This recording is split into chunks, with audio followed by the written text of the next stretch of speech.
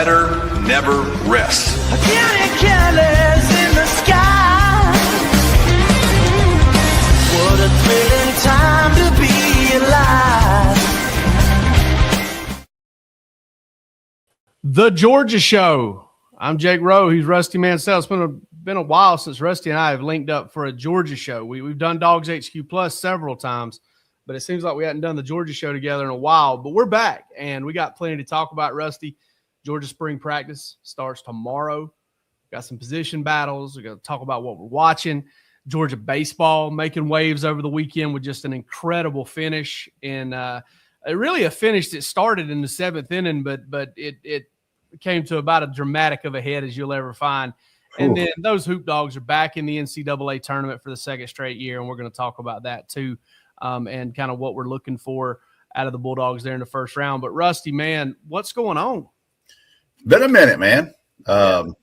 It's camp season. Been on the road a little bit. Yesterday in Carrollton at the Under Armour camp, which is always a great stop. Last weekend, I had an MVP camp down in Effingham County and got to go down to Savannah for the weekend and had a great camp at Effingham County High School, which is crazy, man. Our buddy John Ford, who coached at Roswell, who coached at Buford, he's down in Effingham. Big John's down there, Effingham County. That school has blown up. It's over 2,100 students. They built that new Hyundai plant down there. Mm-hmm. Springfield, Georgia is popping. So had a great time. It's camp season, and I'm just ready for, spring practice in Georgia get underway this week. Yeah, no doubt. And, spring practice, I've made no bones about it. There's certain things about Georgia football that, I'm just not a huge fan of. One of those is SEC Media Days. I think everybody that has listened to the show for a little while, you love it. I can't love it. I get so it's just like, man, once we get past that little one-on-one meeting with Kirby, I'm kind of done with it. Spring practice is one of my favorites. Just over the course of it. And we've talked about this, Rusty. And I told the guys over at 960 The Ref this morning when I talked to them. Once we get to that coaches clinic and you're talking to these coaches who, they're Clemson fans, they're Florida fans, they're Auburn fans, and they're telling you what's going on with spring practice, just put a lot of stock in that. And I was always interested to see what, to listen to them talk about it.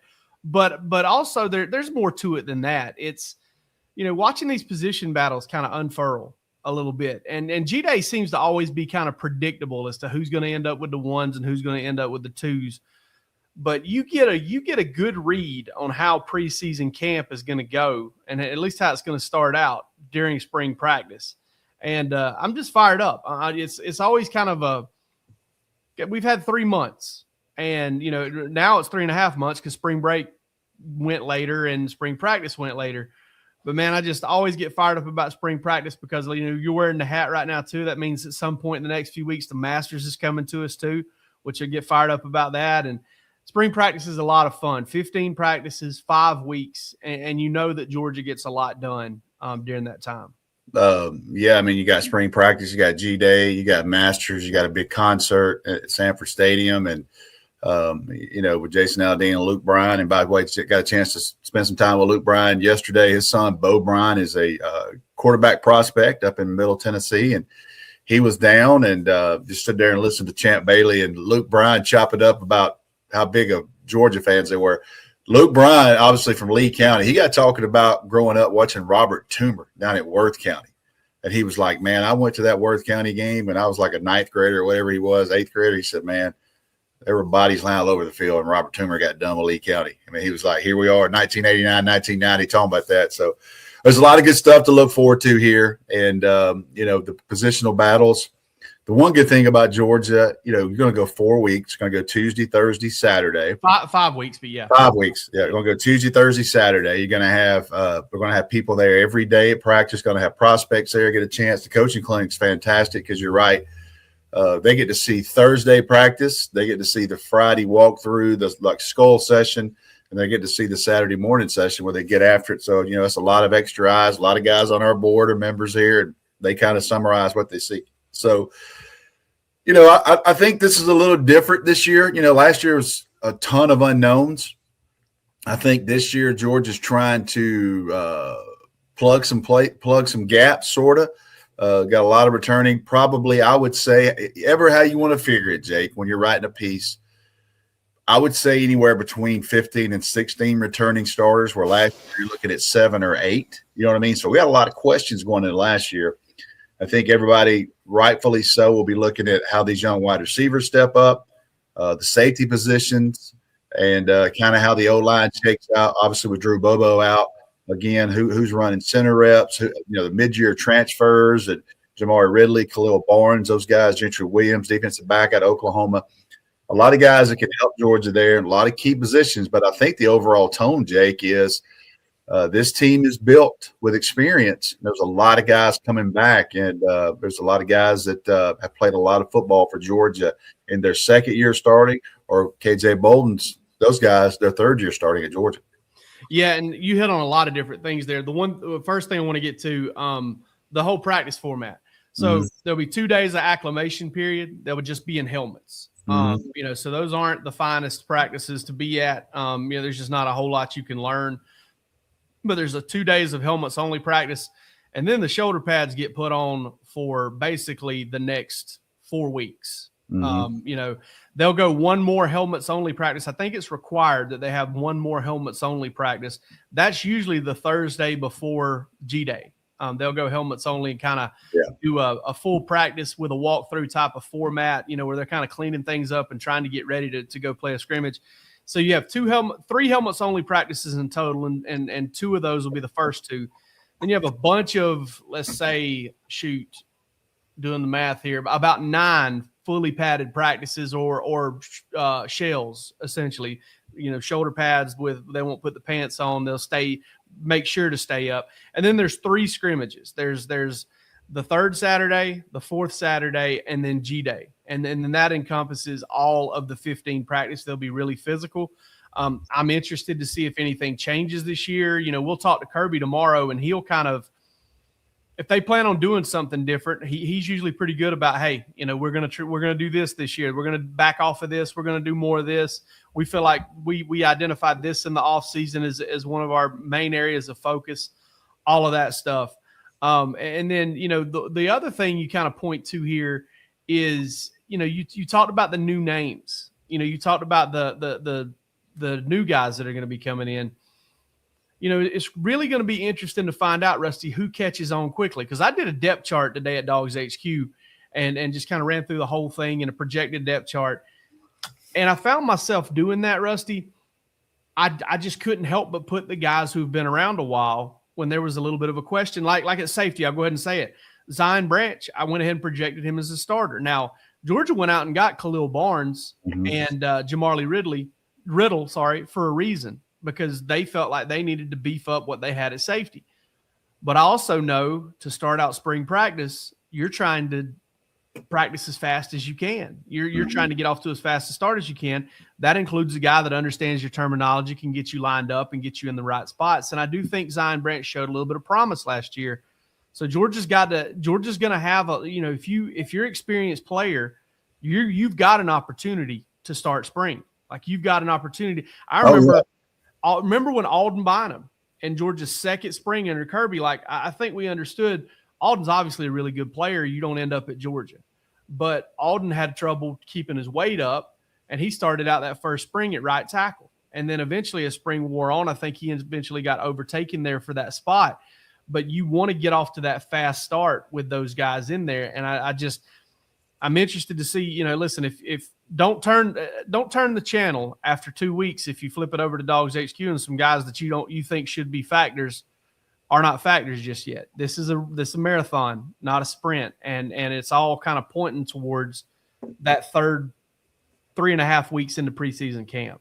Yeah, well, I had a former Georgia coach who's no longer there, tell me one time, he goes, man, we're real careful about who we played on G-Day because we wanted everybody to kind of feel like that their work paid off in the spring. You know what I mean? Like, we wanted, if a guy was a clear 2, we want him on the other team so he get a chance to start. He gets his name called out on TV. They had a kid that they really liked, and I don't get into names. They had a kid they really liked. And he didn't get called out on TV.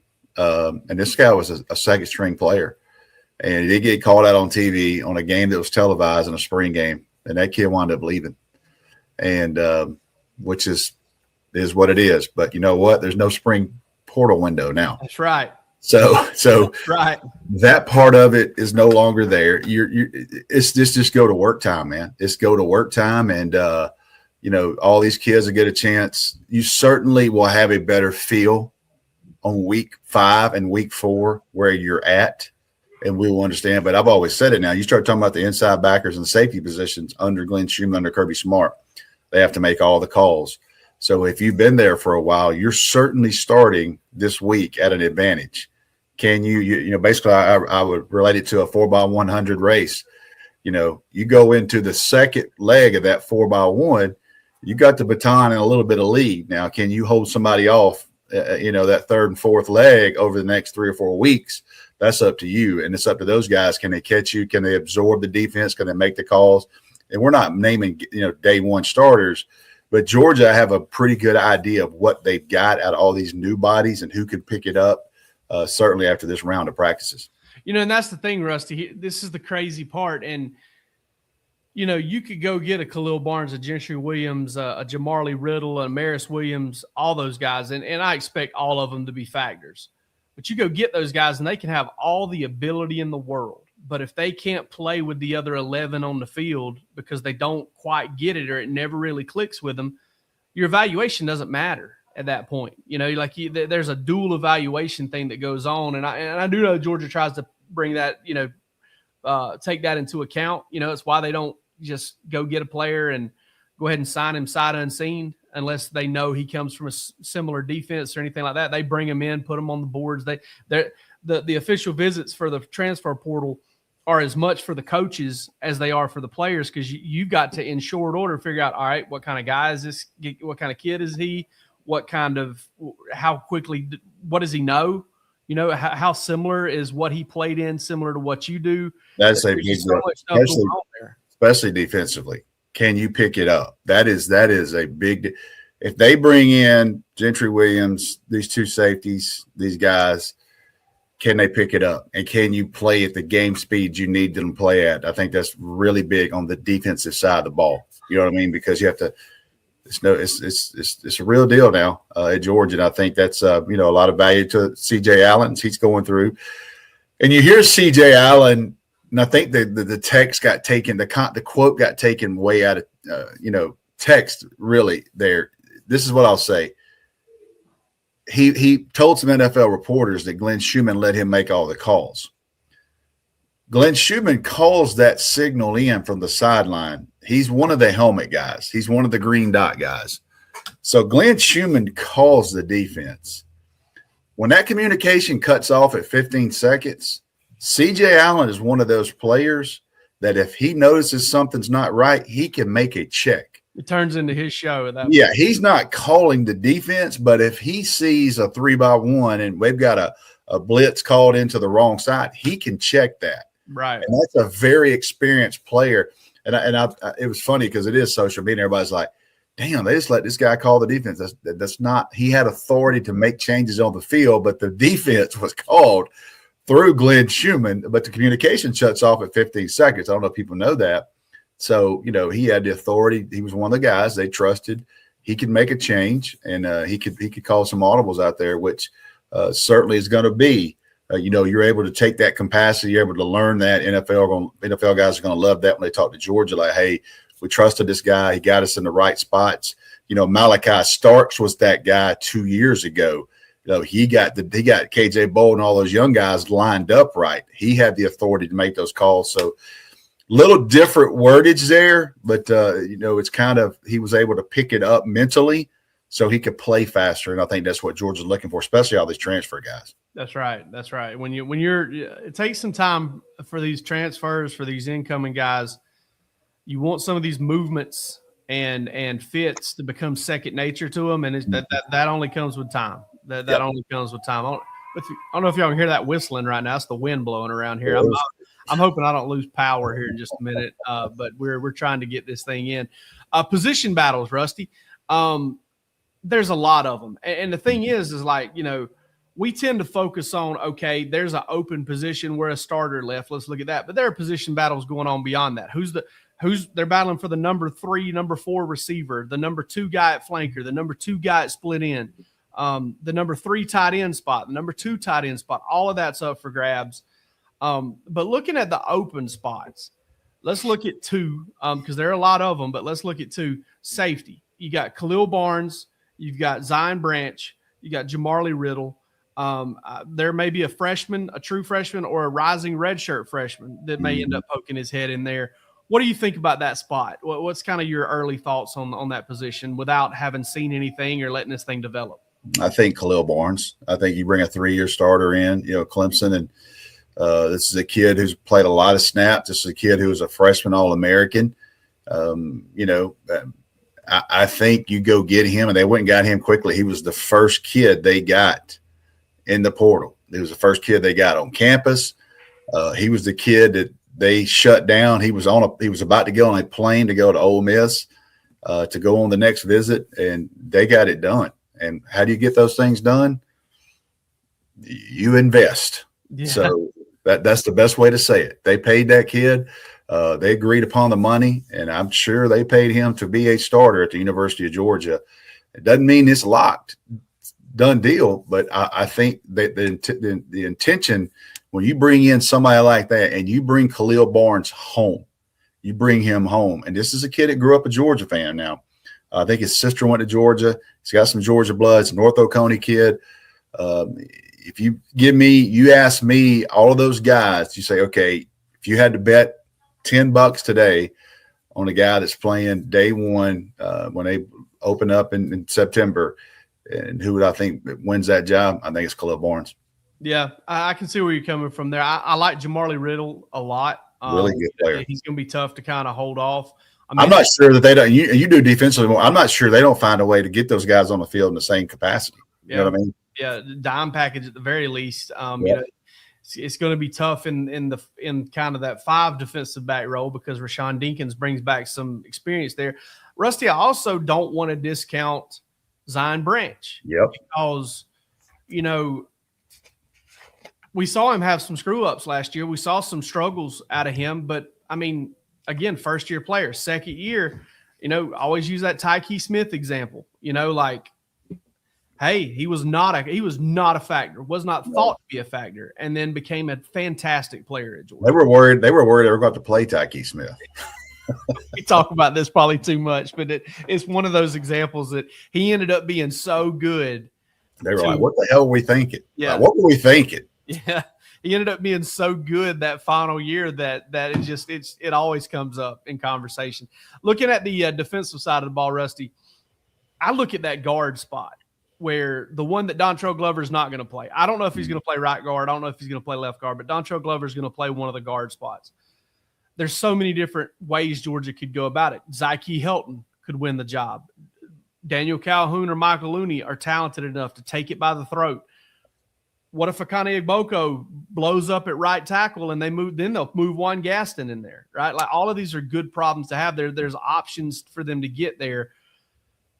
But for me, since we talked about it a few weeks ago, I just can't get the thought of, and it's early, I haven't put on pads yet. I just can't get the thought out of my head of a second year in a row that Georgia's like, let's just roll with the true freshman.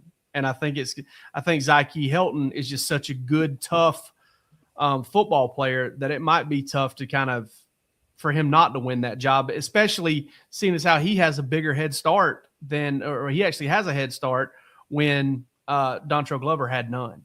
Yeah, he'll have 5 months of additional reps and practices and workouts before Glover got there at the beginning of May. Zyke Helton, they call him Zy. He is he's done well up until this point, and they do those little walkthrough meetings, and they do these reps, they do workouts. And I know everybody kind of saw the last Friday before spring practice. You get a 300-pound offensive lineman who does a back round off flip and lands on 2 feet like a damn gymnast. I don't know that I've ever seen that, to be honest with you. I saw Zachariah Branch do it at the NFL Combine, but you start talking about somebody 300 pounds that does a backflip and lands on his, does one of those round off cheerleading basically moves. Crazy athleticism. So I think he's got a really good shot. This is a very important spring practice to me for Michael Ooney and Daniel Calhoun. Those guys. They didn't get in the portal for a reason. That's right. That's right. Now, and you don't think. And Georgia made sure they stuck around. Well, you're sitting there in December, and you know that you're Daniel Calhoun and you're Ooney. You're thinking, us two are going to compete. And then you input this freshman here who wasn't on campus when he was making that decision yet. You know what I mean? So there's a lot of variables there. I'm very interested in that spot. They got some really good depth. Yeah, if a Boko winds up doing really good things and they slide Juan Gaston in there, man, they're going to be about 7 or 8 deep at really good linemen there. So there's a lot there to unpack. This is an important spring because I do think this true freshman from Carrollton is making some early noise. But they're about to put the pads on. We'll see. But he is certainly – now, he did put the pads on for bowl practice, and that's where the early buzz, I think, started with him. I'm like, wait a minute.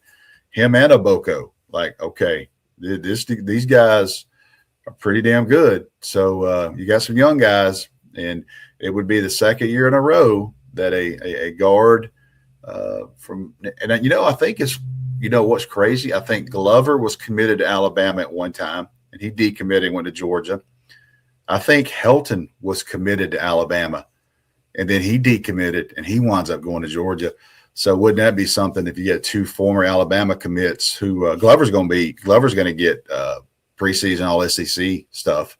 Yeah. No question. I think him and Drew Bobo will both probably get preseason All-SEC noise. And if you were to insert another young kid, a guard there, it's a great story with Zai, and everybody kind of knows the story by now. Him losing almost 100 pounds as a sophomore through an illness, and they get him dialed in right. So he had to battle back from that. But you're talking about a tough joker, an athletic kid. A lot of people want him to play defense, especially after that state championship game against Buford. Buford could not freaking block him. He was giving Buford hell on offense as a defensive lineman, but he is certainly 100% playing offensive line in Georgia. Yeah, he's a talented kid, man, and I love that toughness out of him. Mm-hmm. Let's talk a little Georgia baseball here, but before we do, talk about my man Andy Ludicky over at My Perfect Franchise. Visit myperfectfranchise.net.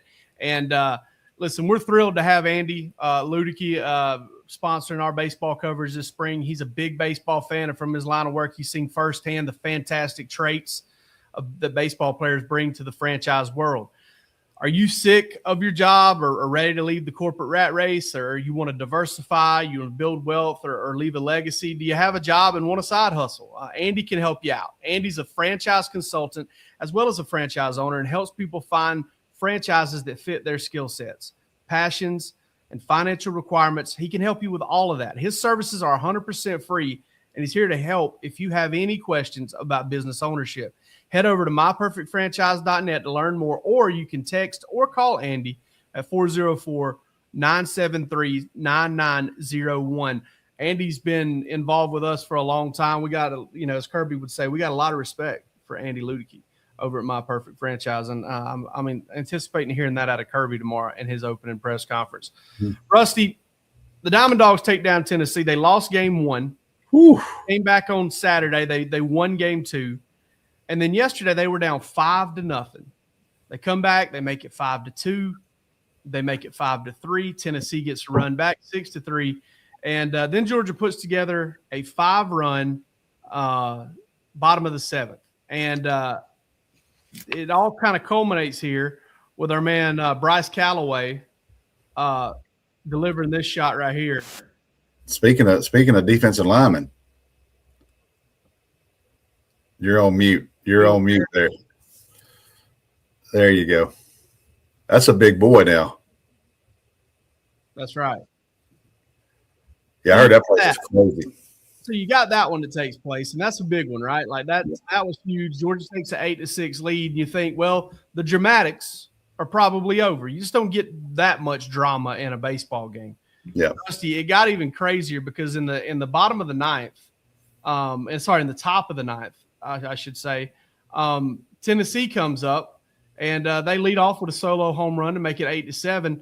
And Georgia gets a couple of outs. They get I think it was a walk after that, and then all of a sudden, they send a pinch hitter to the plate.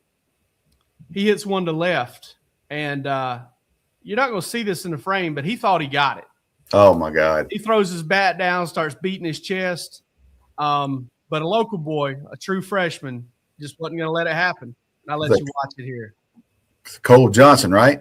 That's right. Where's he from? He's from Oconee County. Went to Oconee County High School. My goodness, man. Look at that look on that. That is a – listen,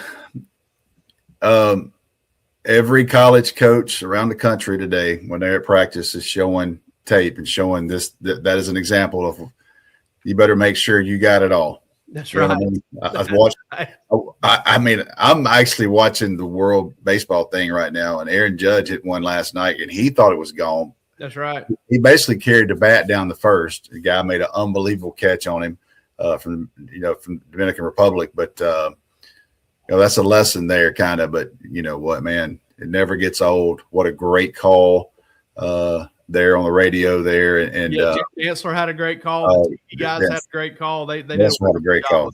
JD had a great call, man, and I know that made him smile. That one will go in the old history books. They'll play that one a lot over the years, and I wouldn't be surprised if that doesn't pop up at one of those.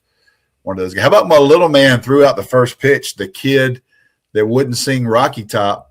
I didn't know that. Yeah, little man threw out the first pitch yesterday. How about that? They brought him in, so that dude earned that. So congratulations for him. Yeah, Georgia there. Man, I'll say this too. I don't know how many people are super familiar with Georgia baseball. Cole Johnson, Oconee County High School graduate. My oldest daughter, Layla, graduated with him. Wasn't super tight with him. I don't want to paint that picture, but just did not have enough good things to say about him. I could not say enough good things about him. Was just like the best guy, really nice guy, great to everybody in the building. Always had a good, sometimes these guys, they can be standoffish or, they got a lot of, you being an athlete at that age, you got a lot of people coming at you, a lot of, just a lot of different things going on. And it can kind of cause guys to mature, withdraw, or whatever.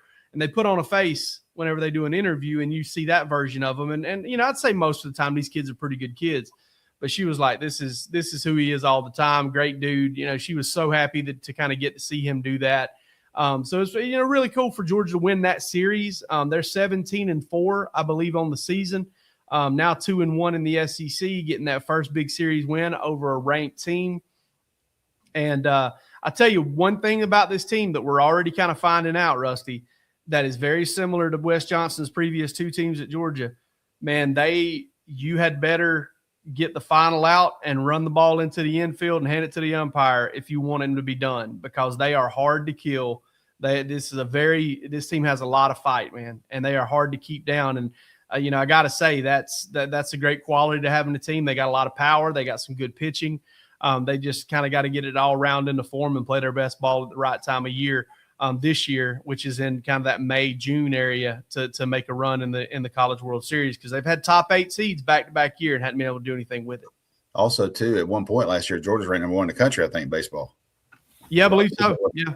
I mean, listen, it's just like the football team. You got to win 3 in January. They were SEC champs, and that's something certainly to be celebrated. But the measuring stick now is, can you win 3 in January? I think with Georgia baseball is, can they flip that switch in May and get into June playing winning baseball. So that's fun. That's exciting. I think Wes Johnson's the right guy for this job. I think that was a huge season, SEC opener to go 2 out of 3 against a very good Tennessee team. And heard it was a little chippy leaving the field yesterday, so tuck that one away if they play again down the line, maybe in Birmingham or something. You know how baseball players are. They get a little chippy with that stuff. So they do. It's an emotional sport. Let me correct something I said earlier. Georgia did get out of their regional 2 years ago in Wes Johnson's first year, and then they lost to NC State in the Super Regional. Correct. Both of them at home, though. Both of them at home, right? What's that? Both of them at home, though. Yeah, both of them at home. But they didn't get out of the regional last year. They didn't make it to the Super Regional last year. So that that was something there. So, but yeah, I mean, I like the way this team's made up, and it's certainly going to be fun to follow Georgia baseball throughout the year. And our man Andy Ludicky over at My Perfect Franchise is going to help us do that here on the Georgia Show. Lastly, but certainly not least, Rusty, Georgia basketball is back in the NCAA tournament. Get your coffee ready for Thursday night. Get your coffee ready because what day is it? Is it Friday or Saturday? They tip Thursday night at 9:47 on CBS. Which means 9:47 p.m. about 9:55, 10 maybe. Because those games always run a little bit long, but it's a late tip. Buffalo is where the region will be, and they'll play St. Louis, who, listen, St. Louis has got a pretty good team, and they were certainly good throughout the season. They're kind of stumbling a little bit going down there late in the year. But, I mean, Rusty, I look back at Georgia basketball, and making back-to-back NCAA tournaments is a good job. I don't know what Mike White's ceiling is. I've got, kind of my thoughts on – I wouldn't say thoughts or really even concerns. It's just kind of like I've got my take on, which is I wonder if Mike White, if this is the ceiling for Georgia, if the right side of the bubble or comfortably kind of sliding in with a strong finish to the season is where they're at, is the best it's going to get. But this is the same thing that we're talking about with Georgia football and Georgia baseball right now, finding a way to take that next step in the postseason.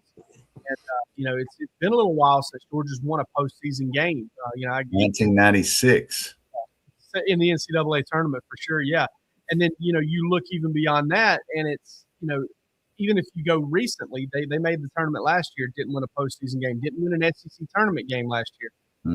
SEC tournament game this year, although that SEC tournament game the other night against Ole Miss down by more than 20, back and got real close and showed a lot of fight and the ability to come back.